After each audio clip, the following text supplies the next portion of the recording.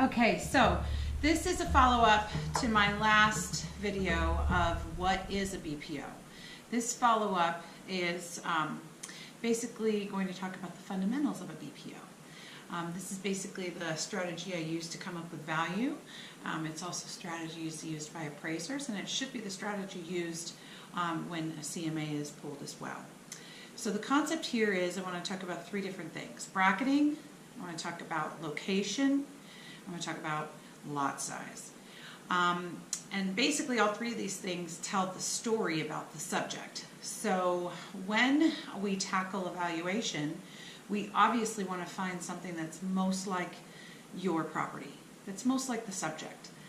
Sometimes we can't, oftentimes we can't, especially if they're custom builds, unusual lot sizes, older neighborhoods. It gets a little bit easier as soon as you start dealing with planned unit developments, tract homes, cookie cutter homes, because then it's really easy to find within a couple hundred square feet the same subject.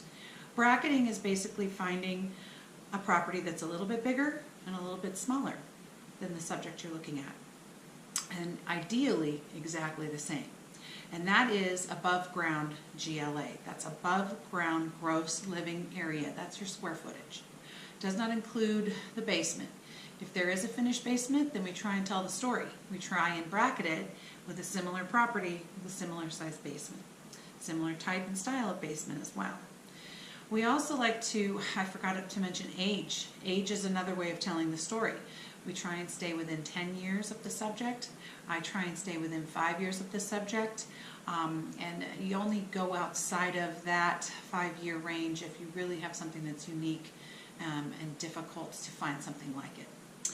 Another storytelling aspect of the subject is the lot size. You might be comparing a 4,000 square foot lot to a 14,000 square foot lot. That really doesn't compare. So these are definitely three top things that help me tell the story. Location is the last one. You're not really going to take a subject that's here and then go 7 miles out and consider it the same. You can go 3 miles out, but generally in most suburban areas you really don't need to go any more than 0.7 miles out. That should give you enough comparables like the subject, or at least enough comparables to bracket the subject. So that's my little take on the fundamentals of valuing property. It's all about bracketing. Stay within 5 to 20% of that above ground GLA.